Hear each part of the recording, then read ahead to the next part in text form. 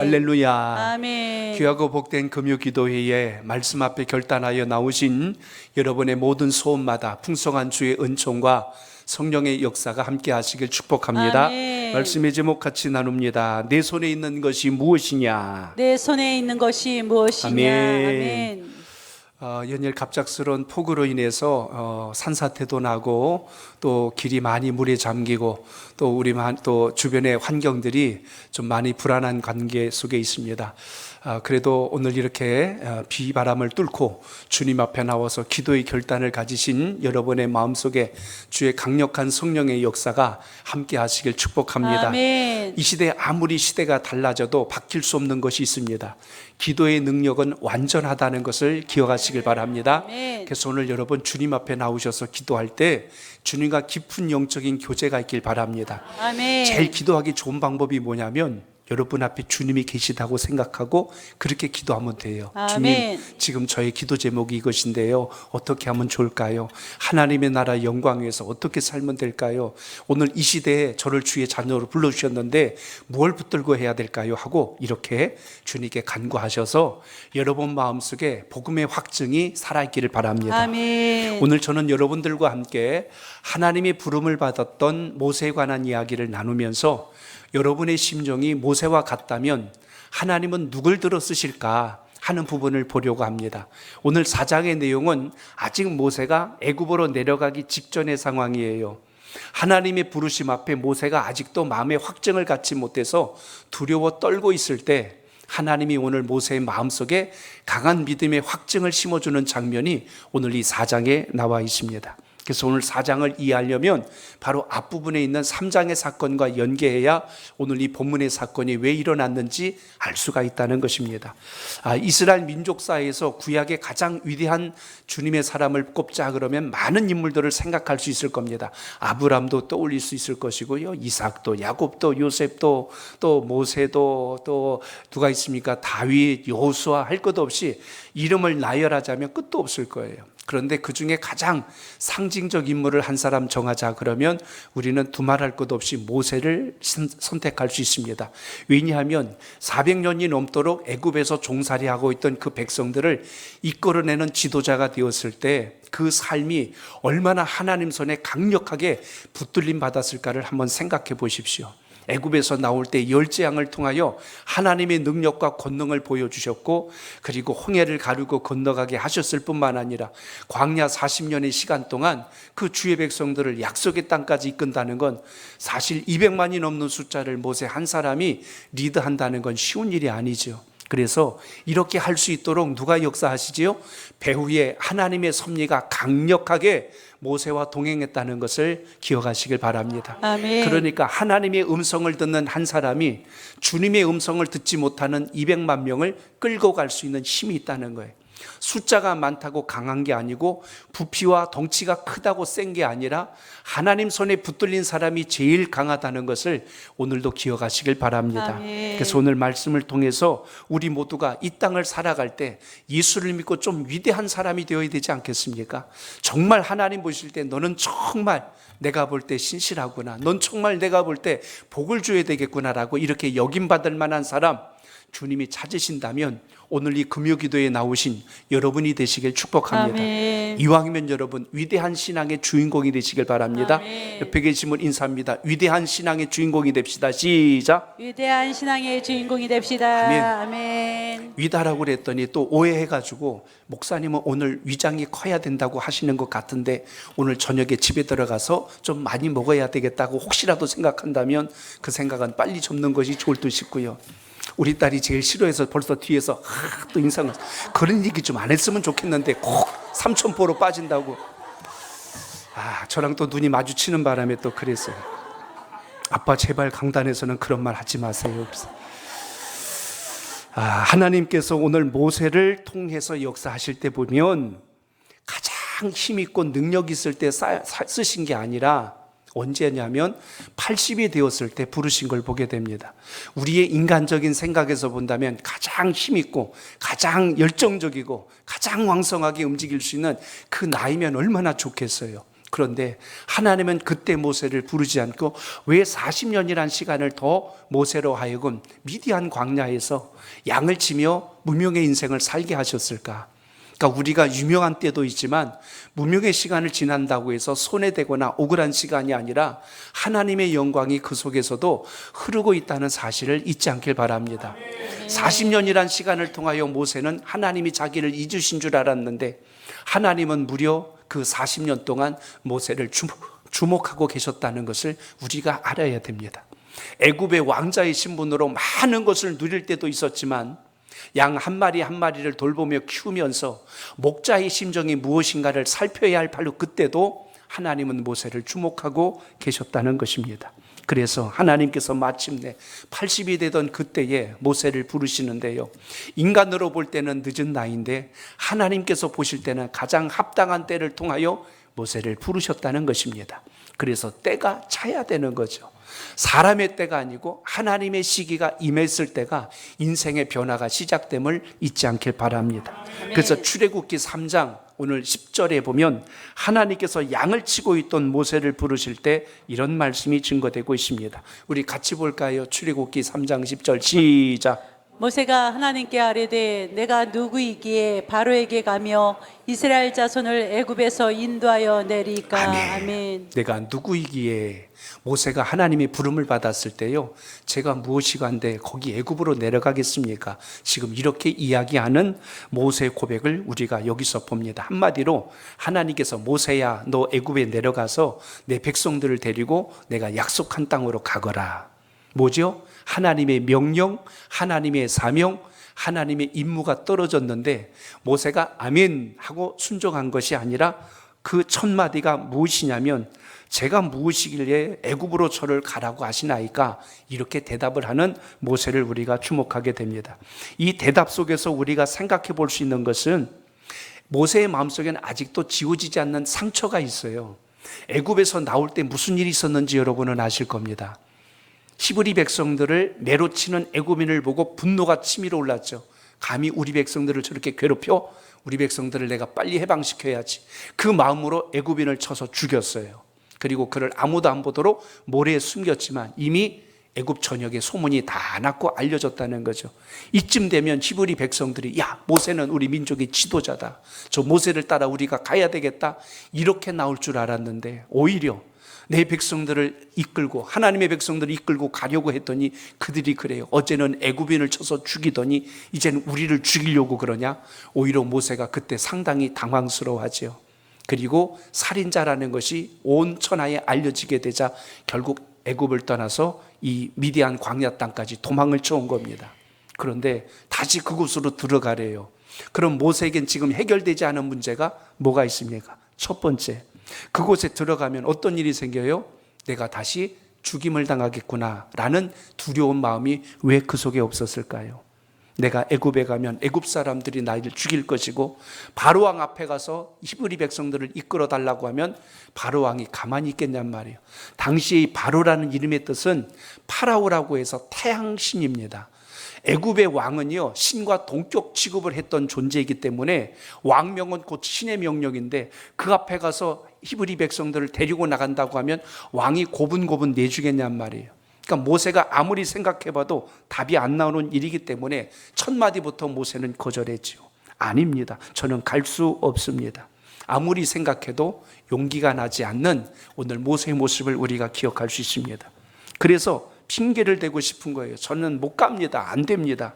그래서 첫 번째 변명한 게 무엇이냐면 바로 그 다음 절에 나오는 출애굽기 3장 11절의 말씀이에요. 자, 모세의 첫 번째 변명을 같이 읽어봅니다. 시작. 모세가 하나님께 아뢰되 내가 이스라엘 자손에게 가서 이르기를 너희의 조상의 하나님이 나를 너희에게 보내셨다 하면 그들이 내게 묻기를 그의 이름이 무엇이냐 하리니 내가 무엇이라고 그들에게 말하리이까. 아멘. 아멘. 거기 말씀에 보니까 제가 무엇이라고 그들에게 말을 해야 될까요? 라고 모세가 지금 대답하는 장면을 여기서 봅니다. 모세의 첫 번째 말은요, 제가 누구인데 제가 뭐나 된다고 감히 거기에 가서 그런 일을 할 수 있습니까? 라고 이야기합니다. 모세는 자기의 지금 신분을 알고 있잖아요. 저는 옛날에 그 왕자나 애굽의 그런 어떤 후계자의 모습이 아니라 지금 양이나 치고 있는 그런 존재입니다. 제가 어찌 그곳에 가서 그런 일을 할 수 있습니까? 저는 그럴 만한 인물이 아닙니다. 지금 이렇게 거절했다는 것입니다. 상황이 이쯤 되자 하나님께서는 계속 모세의 마음을 위로하십니다. 아니다. 내가 정녕 너와 함께 할 것이니 너는 그곳으로 가거라. 너 혼자 보내는 게 아니고 내가 같이 할 것이니라. 하나님은 모세의 마음에 위로와 함께 하심을 전해주셨습니다. 그런데 모세가 이걸 믿지를 못하죠. 왜요? 40년이란 긴 공백기 동안 하나님이 한 번도 만나 주신 적이 없거든요.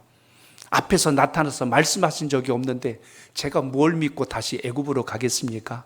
모세는 아직도 하나님의 음성에 대한 신뢰가 마음속에 확증되지 않았음을 우리가 여기서 봅니다. 그래서 모세의 두 번째 변명이 13절에도 나오는데요. 자, 3장 13절 같이 봅니다. 3장 13절 시작. 출애굽기 3장 13절 시작. 모세가 하나님께 아뢰되 내가 이스라엘 자손에게 가서 이르기를 너희의 조상의 하나님이 나를 너희에게 보내셨다 하면 그들이 내게 묻기를 그의 이름이 무엇이냐 하리니 내가 무엇이라고 그들에게 말하리까. 아멘. 여기 지금 13절 말씀이 뭐예요? 제가 그 앞에 가서 하나님이 누구라고 제가 말해야 됩니까? 저는 그 왕이 하나님을 모르기 때문에 말할 수조차도 없습니다. 이렇게까지 지금 이야기하는 오늘 모세의 모습을 주목하게 됩니다. 오늘 결국 모세가 하고자 하는 의도는 뭐냐면 뭐라고 하나님이 말씀하시든 저는 못 갑니다예요. 이렇게 달래고 이렇게 올래도 모세는 못 갑니다가 그냥 자기의 결론이었어요. 결국 그의 변론은 세 번째 가서 또 한 번 드러나는데 그게 오늘 여기 4장 1절에 가서 또 한 번 드러납니다. 자, 4장 1절도 다시 봐요. 시작. 모세가 대답하여 이르되 그러나 그들이 나를 믿지 아니하며 내 말을 듣지 아니하고 이르기를 여호와께서 내게 나타나지 아니하셨다 하리이다. 아멘. 한마디로 말하면 모세는 지금 머릿속에서 결론을 다 내리고 있는 거예요. 제가 가서 말해도 들어먹지도 않을 것이고 하나님이 어떤 분이라고 설명해도 그들은 못 알아들 것이고 심지어 이스라엘 백성들은 내 말을 듣지도 않을 겁니다. 왜 이렇게 이야기했을까요? 40년 전에 그 백성들을 데리고 나오려고 했을 때 아무도 따라오려고 안 그랬거든요. 그러니까 내가 이번에 또 가서 이야기한들 그들이 나를 믿고 따라올까요? 그럴 수 없을 겁니다. 한마디로 모세를 보면 굉장히 부정적이에요. 뭐든지 안 된다, 못한다, 할 수 없다, 가능성이 없다, 다 제로 상태로 만들어 놓은 모세의 모습을 봅니다. 그래서 저는 이 출애굽기 3장과 4장을 연계해 볼 때 이 정도 되면 하나님이 모세가 아니라 다른 인물을 써야 되지 않을까라고 생각이 들 때가 있거든요. 아니 이렇게 못한다는 사람을 굳이 왜 하나님이 쓰시려고 그럴까? 차라리 아멘 제가 하겠습니다 하고 나서는 사람을 쓰면 얼마나 좋을까요? 그러나 오늘 하나님께서 이렇게 모세를 부르실 때는 하나님의 계획이 있고 하나님의 뜻이 그 속에 흐르고 있다는 것을 우리가 또 한번 기억할 수 있어야 되는데요. 이쯤 되면 오늘 4장에서는 뭘 증명해 줬냐면 4장을 따라 쭉 가다 보면 애굽에 내려가서 이야기할 때 백성들이 어떤 반응을 보여줬냐면 4장 31절에 백성들의 반응이 기록되어 있어요. 자, 4장 31절도 보세요. 시작. 백성이 믿으며 여호와께서 이스라엘 자손을 찾으시고 그들의 고난을 살피셨다 함을 듣고 머리 숙여 경배하였더라. 아멘. 모세가 생각했던 것하고는 완전히 반대적인 상황이 애굽 땅에서 일어나고 있다는 사실을 보게 됩니다. 백성들이 뭐 했대요? 믿었대요. 그 앞절에 보면 아론이 하나님의 권세와 능력을 그들 가운데 보여주시자 그들이 생각하기에 하나님이 역시 우리와 함께 하시는 게 맞구나 믿음이 있었다는 이야기입니다. 또 한 가지는 하나님께서 이스라엘 백성들을 찾고 계신다는 것을 그들이 알아들었어요. 그래서 자신들의 아픔을 알아준대요. 고난을 살피셨다 하니라는 것은 하나님 백성들이 얼마나 힘들어하는지 우리 하나님도 알고 계신다. 야, 여러분 누군가 대화를 하는데 상대방이 내 마음을 알아주는 거예요. 그럼 그분하고 대화할 때 얼마나 여러분 마음이 시원할까를 생각해 보세요. 막 얘기하는데도 자기 말만 하고 자기 생각만 이야기하고 내 속사정은 전혀 헤아려 줄 줄도 모르는 사람하고 대화할 때 마치 벽에다 대고 얘기하는 것 같을 겁니다. 그런데 그 하나님께서 백성들의 고난을 살피셨대요. 그리고 나서 그들의 반응은 하나님 앞에 경배를 드렸다는 겁니다. 주님의 뜻이라면 우리가 그대로 행하겠나이다. 순종하는 변화가 일어납니다. 그러니까 모세의 탁월함이 아니라 모세를 통하여 일하시는 누가 탁월하신 거예요? 하나님의 탁월하심을 알게 되자 그들이 누굴 따른 겁니까? 모세를 따르기 시작했다라는 것을 말씀을 통해서 보게 됩니다. 그러므로 우리는 모세와 같은 모습을 통해서 깨달아야 되는 게 있어요. 이건 이래서 안 되고 저건 저래서 안 되고가 아니라 하나님께서 오늘도 저와 함께 하시면 이런 상황 속에서도 되고 이런 상황 속에서도 하나님이 되게 하실 줄 믿습니다. 아멘. 이렇게 여러분 되는 기도로 바꾸시길 축복합니다. 아멘. 저를 따라합니다. 되는 기도를 하겠습니다. 내가 머릿속으로 계산해가지고 딱 답이 떨어졌을 때 움직이는 게 아니고 하나님께서 하실 것을 믿고 신뢰하는 영적인 자세가 우리의 간구 속에 필요하다는 것, 이걸 오늘도 기억하시길 바랍니다. 아멘. 그래야 우리가 고백할 수 있는 게 뭐냐면 하나님의 뜻이 이렇게 역사하고 계시구나, 이걸 발견하게 된다는 겁니다. 내가 계산한 대로 딱 맞아떨어지면 나중에 무슨 소리 할까? 그것 봐, 내가 이렇게 잘하지, 이건 내가 하니까 되는 거 아니야.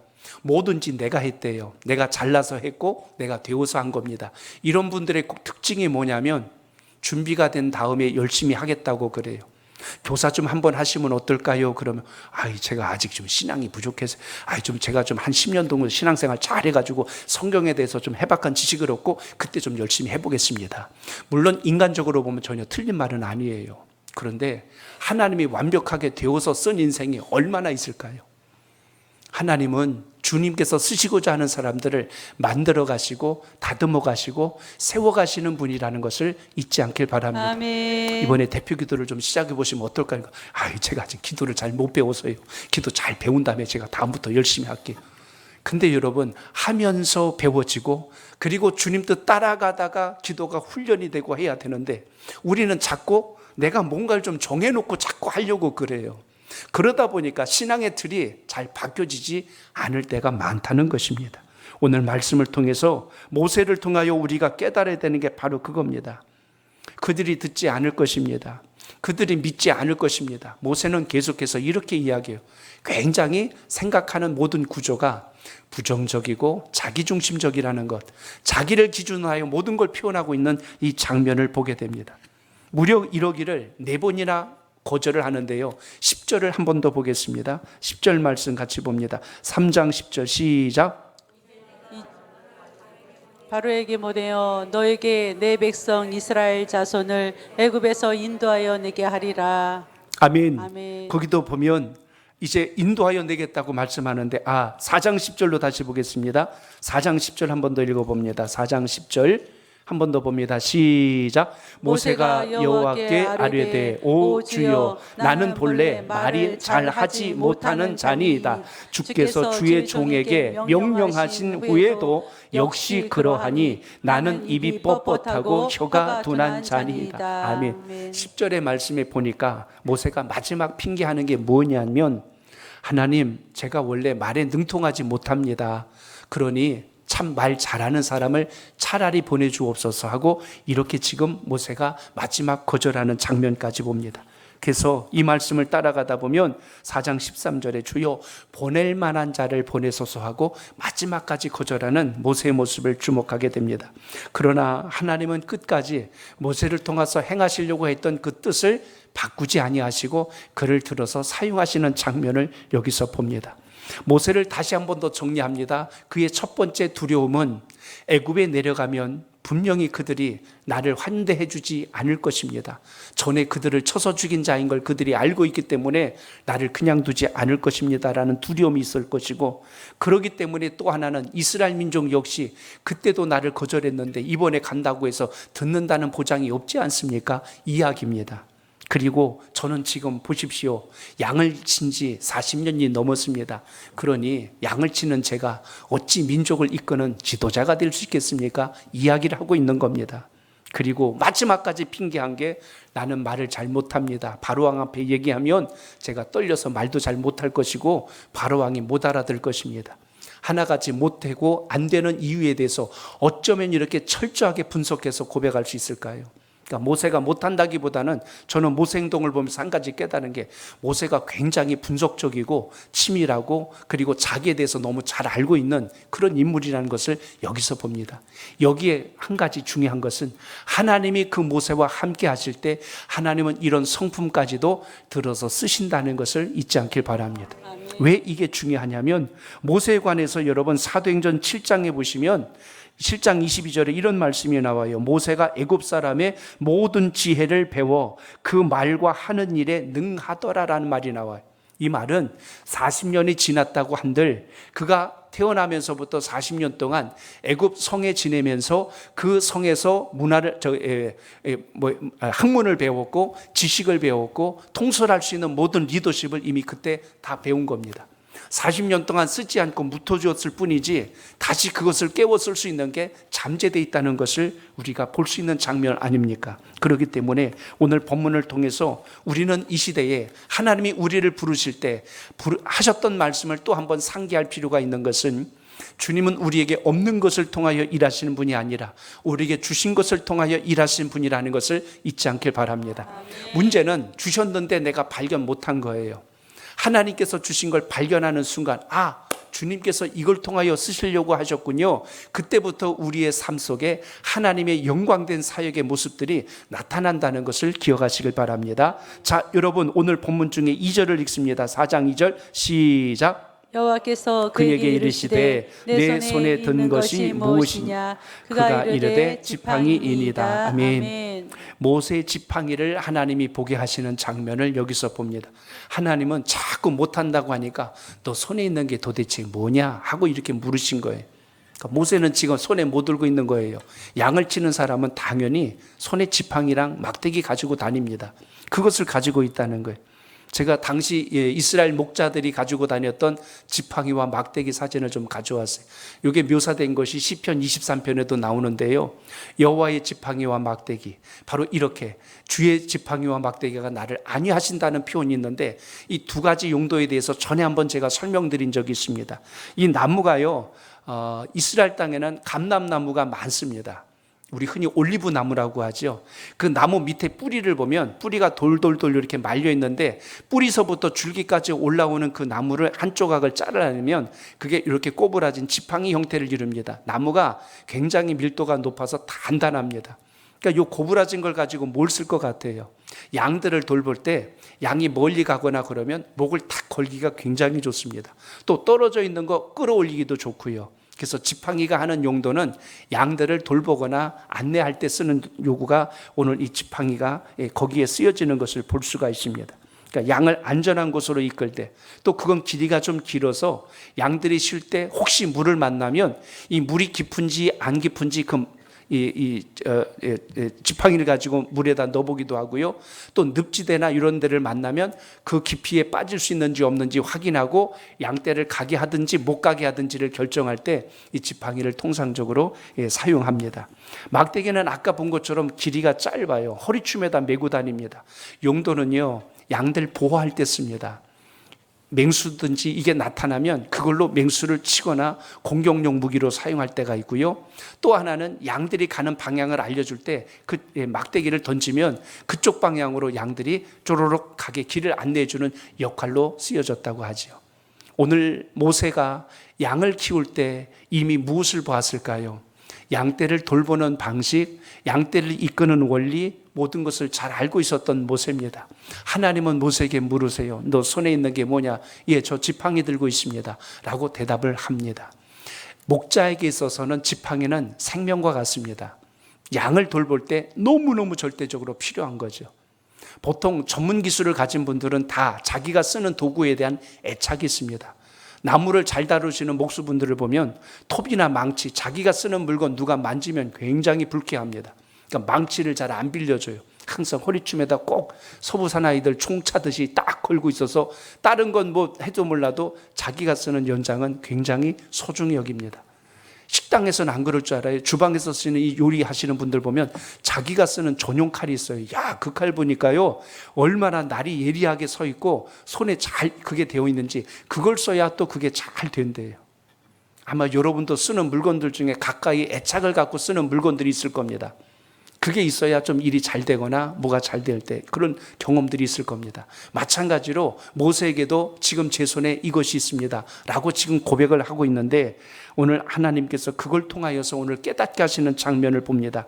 오늘 하나님이 어떻게 하시냐면, 자 3절을 보세요. 3절 봅니다. 시작. 여호와께서 이르시되 그것을 땅에 던지라 하심에 곧 땅에 던지니 그것이 뱀이 된지라. 모세가 뱀 앞에서 피하매 여호와, 그 다음에 4절도 같이 보세요. 이어서 여호와께서 모세에게 이르시되 내 손에 내밀어 그 꼬리를 잡으라. 그가 손을 내밀어 그것을 잡으니 그의 손에서 지팡이가 된지라. 아멘. 자, 여기서 이제 하나님께서 본격적으로 일하시는 장면이 본문에 나옵니다.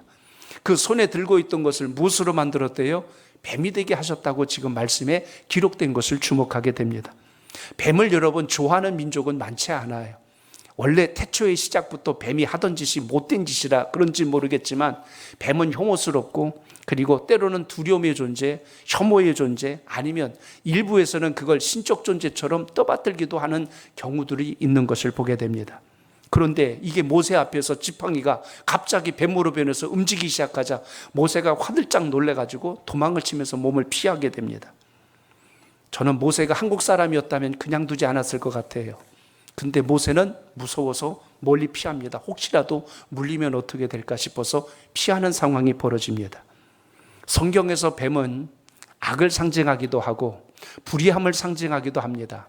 간교함을 상징하기도 하고요. 오늘 말씀의 의미를 좀 더 깊이 들어간다면 모세가 가야 할 바로 그 땅, 애굽을 상징해 주기도 합니다. 모세는 애굽 들어가기가 너무너무 싫습니다. 그 땅 들어가면 자기가 겪어야 될 고통에 대해서 벌써 머릿속에 떠오르기 때문에 애굽이라고 하면은 쳐다보기도 싫은 거예요. 그래서 먼 미디안 땅까지, 바빌론 땅 근처까지 가서 거기서 살고 있던 사람이 모세였어요. 근데 거기 들어가라고 했을 때 하나님이 가장 먼저 보여주신 것은 지팡이가 변하여 뱀이 되게 하신 겁니다. 모세가 두려워합니다. 싫어합니다. 그런데 오늘 하나님께서 이렇게 명령하시는 거예요. 너 그 꼬리를 잡으래요. 이 뱀을 다루는 분들 얘기를 들어보면 뱀에게 안 물리려면 어디 잡아야 되는지 아시죠? 머리. 예, 머리도 뒷머리를 잡아야 물리지 않습니다. 그러니까 통상 뱀을 보면은 집게 같은 거로 눌러서 뒷머리를 잡아야 되지, 꼬리 잡으면 백발백중 허리를 휘감아서 그대로 물려버립니다. 그러니까 상식적으로도 말이 안 되는 일인데 하나님께서 지금 이걸 하라고 하십니다. 하나님은 지금 모세에게 두 가지를 요구하세요. 너 그거 잡아도 물리지 않을 것이다. 그거 잡아도 해함당하지 않을 것이다. 또 하나는 순종을 지금 하나님은 훈련하고 계신다는 것을 봅니다. 하나님이 하신 말씀에 대해서는 순종해라. 그러면 반드시 너를 통하여 내가 일할 것을 보여주겠다. 우리는 살다 보니까 하나님, 내 앞에 놓여 있는 것이 저게 꼭 뱀과 같습니다. 너무 두렵습니다. 힘듭니다. 저 근처에 가면 제가 물려버릴 것 같아요. 하고 우리는 지레 겁을 먹고 꼼짝을 못할 때가 있어요. 세상을 살아갈 때 신앙 가지고 산다는 게 손해도 보는 일 있고 억울한 일 당할 때도 있고 미움을 당하기도 하고 모함을 당하기도 하고 그런 것들이 두렵고 싫습니다. 그래서 때로는 세상 사람들처럼 타협하고 살고 싶을 충동을 느낄 때도 있습니다. 그런데 오늘 하나님께서는 그 뱀의 꼬리를 잡으라고 그래요. 누구인들 그 뱀의 꼬리를 잡을 수 있는 용기가 있겠어요? 그런데 오늘 하나님께서 말씀하신 것을 순종하는 모세를 통하여 우리에게 말씀해 주신 것은, 순종할 때, 하나님 말씀을 따라 순종할 때 내 생각엔 죽을 것 같고 내 생각에는 망할 것 같은 그 일이 하나님의 뜻 안에서 회복과 역사와 이적이 시작된다는 것을 오늘 기억하시길 바랍니다. 아멘. 왜 이것을 보여주셨냐면 모세로 하여금 애굽에 내려가는 일이 두려운 일이 아니라는 것을 모세에게 알려주시기 위한 하나님의 방편이 오늘 이 첫 번째 이적을 통하여 나타나신 것을 주목하게 됩니다.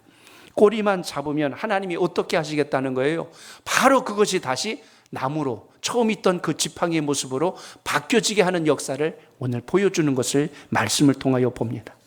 내 앞에 놓여 있는 환난이 아무리 크고 내 앞에 있는 역경이 아무리 힘겨워 보일지라도, 그것이 나를 삼킬 것처럼 덤벼온다 할지라도 하나님 말씀을 따라 순종하고 가는 인생은 반드시 하나님께서 그 열매까지도 책임져 주신다는 것을 잊지 않길 바랍니다. 아멘. 뱀꼬리 때문에 우리가 절망하거나 그것 때문에 낙심하거나 두려워하는 자가 아니라 오늘 이 시간 기도할 때 하나님의 능력을 더 신뢰하고 믿는 기도가 있기를 축복합니다. 아멘. 그래서 오늘 말씀을 쭉 따라가다 보면 20절에 보면 놀라운 모세의 변화의 고백이 나옵니다. 자, 20절 봅니다. 4장 20절 시작. 모세가 그의 아내와 아들들을 나귀에 태우고 애굽으로 돌아가는데 모세가 하나님의 지팡이를 손에 잡았더라. 아멘. 여기에 난데없이 무슨 말씀이 등장하냐면 하나님의 지팡이란 단어가 등장합니다.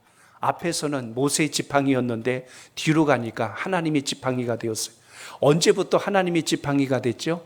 뱀의 꼬리를 잡을 때부터 이미 그것은 다시 지팡이로 변화되었는데 이게 이제 하나님의 지팡이로 변화가 되었다고 말씀이 기록하고 있습니다.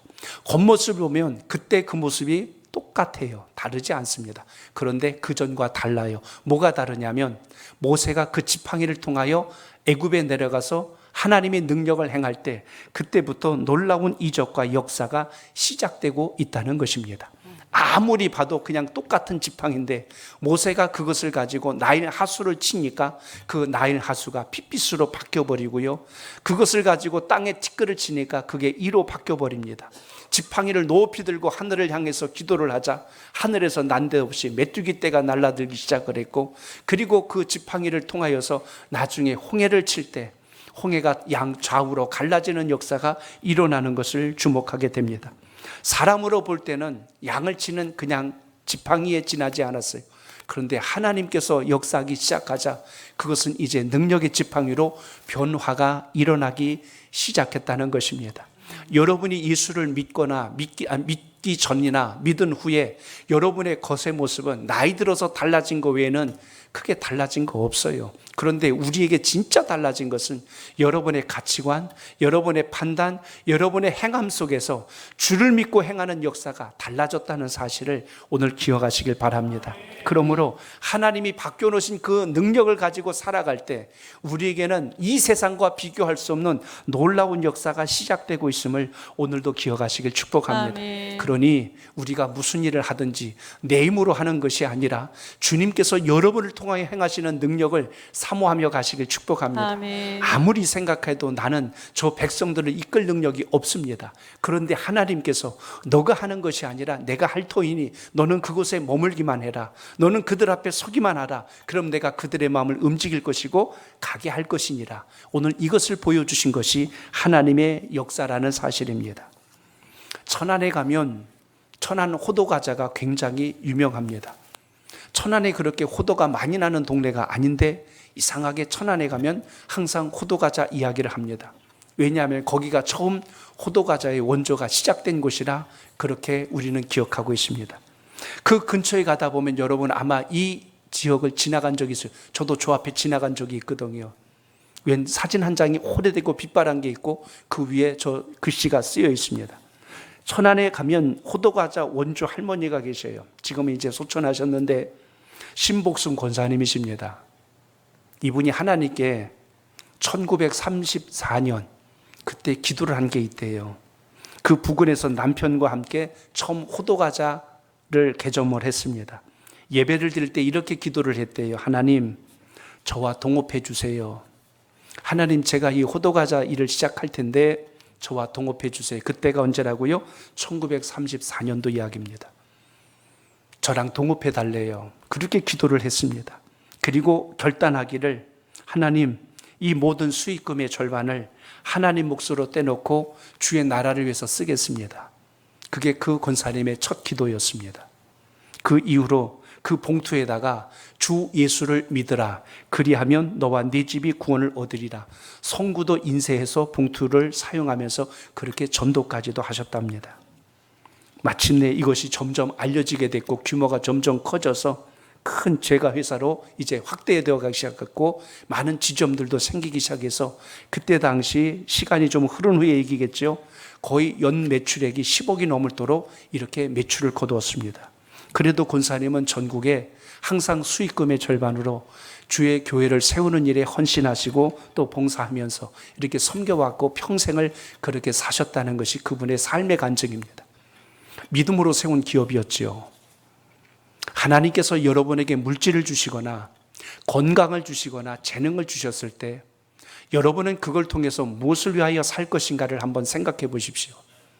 모세는 내 손에 있는 것이 무엇이냐라고 물었을 때, 내 양을 치는 지팡이입니다. 그래, 너 그 지팡이 땅에 내려놔 봐라. 뱀이 된 후에 너 꼬리를 잡아봐라. 꼬리를 잡았더니 다시 지팡이가 되었고, 너는 이제 이 지팡이를 들고 애굽으로 내려가라. 내가 그것을 능력의 지팡이로 사용하리라. 그래서 모세가 그때부터 하나님의 역사로 쓰임받는 시작을 우리에게 보여주셨습니다. 오늘 신앙하고 기도할 때 하나님 우리 각자에게 오늘도 묻고 계세요. 내 손에 있는 것이 무엇이냐? 너 뭘 잘하니? 그 잘하는 것을 가지고 무엇을 위해서 살고 싶니? 오늘 주님 물으십니다. 모세는 자기의 남은 인생을 양을 치며 끝나는 것으로 생각했습니다. 그런데 하나님의 부르심을 받게 되자 양을 치던 그 지팡이가 이제는 하나님의 역사를 일궈내는 능력의 지팡이로 변화되는 역사를 나타내 주었습니다. 오늘 하나님께서는 우리를 통하여 주의 나라를 세우는 일꾼들로 쓰시고 계심을 잊지 않길 바랍니다. 여러분의 기도, 여러분의 소원, 여러분의 간구가 단순히 이 땅에서 내가 부자가 되고, 단순히 우리 집 자식이 잘 되고, 단순히 내가 세상에서 유명한 자가 되고 여기서 멈추어 끝나는 신앙이 아니라 주님으로 인하여 하나님의 영광을 이루는 신앙의 역사가 여러분 속에 살아있길 축복합니다. 아멘. 주님, 저에게 주신 은사를, 저에게 주신 재능을, 저에게 주신 소유를 가지고 하나님을 기쁘시게 하며 살게 하옵소서. 이 아멘. 믿음의 결단과 고백이 오늘 귀한 시간 있기를 축복합니다. 아멘. 시편 23편 1절로 2절에 보면 거기 지팡이와 막대기에 관한 이야기를 다윗을 통해서 우리는 알게 됩니다. 1절과 2절은 우리가 잘 아는 말씀이니까 같이 읽어볼까요? 시작. 여호와는 나의 목자시니 내가 부족함이 없으리로다. 그가 나를 푸른 풀밭 쉴 만한 물가로 인도하시는도다. 아멘. 아멘. 거기 보니까 그가 나를 푸른 풀밭에 누이시고 쉴 만한 물가로 어떻게 하신대요? 인도하신대요. 인도하시는도다. 근데 4절에 보니까 이런 말씀이 나와요. 자, 4절도 보세요. 시작. 내가 사망의 음침한 골짜기로 다닐지라도 해를 두려워하지 않을 것은 주께서 나와 함께 하심이라. 주의 지팡이와 막대기가 나를 안위하시나이다. 아멘. 여기 보니까 지팡이와 막대기의 역할에 대해서 소개합니다. 뭐라고 말씀했냐면 나를 안위하신대요. 아멘. 내 손에 든 것이 여호와의 지팡이가 되고 능력의 지팡이가 되고 하나님의 지팡이가 되면 그 순간부터 그게 여러분에게 있어서 안위하는 능력이 된다는 걸 잊지 않길 바랍니다. 아멘. 안위라는 뜻을 문자적으로 제가 원문을 찾아보니까 위로하다는 뜻이 있고요, 또 하나는 동정하다라는 뜻이 있고, 또 하나는 안심시키다라는 뜻이 있습니다. 아, 그렇구나. 여호와의 지팡이가 우리를 통하여 나타내시는 것은 우리를 위로할 때, 우리에게 안심시키거나 우리를 마음을 헤아려 주실 때 그 지팡이의 역할이 그것을 하고 있구나라는 것을 알게 합니다. 그런데 더 깊은 의미를 보니까요, 평화와 위로를 주신다는 뜻을 가지고 있습니다. 여러분 손에 들고 있는 것이 단순한 목자의 지팡이라면 걱정과 근심, 염려가 늘 떠나지 않고 여러분을 사로잡게 될 것입니다. 아우, 내가 먹고 살아야 되는데, 아우, 내가 이거 없으면 큰일 나는데. 우리는 매 순간 내가 하는 일을 가지고 내일을 걱정하며 살아갑니다. 그런데 그것이 하나님의 능력의 지팡이가 되는 순간 여러분의 마음속에 위로를 일으키고 여러분의 마음속에 안심을 일으키는 하나님의 역사가 그 속에서 시작되고 있다는 것을 오늘 기억하시길 축복합니다. 그래서 오늘 이 시간 기도하고 간구할 때 하나님의 이 능력, 이 역사가 여러분을 살리고 깨우는 하나님의 큰 힘이 되시길 바랍니다. 아멘. 언제부터 모세에게 이런 역사가 일어났죠? 하나님 말씀에 순종하는 순간부터 이 역사가 시작되었다는 것을 주목하게 됩니다. 내가 생각할 때 나는 약하고, 내가 생각할 때 나는 부족하고, 내가 생각할 때 나는 능력이 없습니다 라고 고백하는 그 순간에도 너와 함께하는 내가 있으니 너는 나를 믿고 같이 가자. 주님은 오늘도 우리와 동행하시길 원하고 우리와 동업하시기를 기뻐하시는 분인 줄로 믿으시기 바랍니다. 아멘. 여러분의 가정이, 우리 자녀들이, 또 여러분의 생업이 하나님 손에 붙들렸을 때 얼마나 큰 역사를 일궈낼 수 있는지를 오늘 이 말씀과 사건을 통하여 기억하시고 기도하고 간구할 때 단순히 우리의 삶 속에 육신적 안위만이 아니라 우리의 영혼과 범사를 깨우고 일으키시는 하나님의 능력이 여러분과 함께 하시길 축복합니다. 이제는 내 힘으로 붙들고 있던 그 지팡이를 하나님의 능력과 권능으로 역사할 지팡이로 바꾸어 붙들 수 있기를 축복합니다. 아멘. 주님, 제 힘으로 의지하지 아니하고 이제는 하나님이 주신 힘을 따라 결단하며 살게 하옵소서. 오늘 그 고백이 여러분 속에 깊이 새겨져 있다면 우리가 살아가는 내일의 일이든지 먼 훗날의 일이든지 그것이 두려움과 걱정으로 오는 것이 아니라 주님께서 주의 지팡이와 막대기로 나를 안위하신다고 하신 말씀처럼 여러분의 마음속에 평안을, 여러분의 마음속 위로를, 여러분의 마음속에 담력을 주신다는 것을 기억하시고 승리하는 기도가 여러분 속에 있기를 축복합니다. 아멘.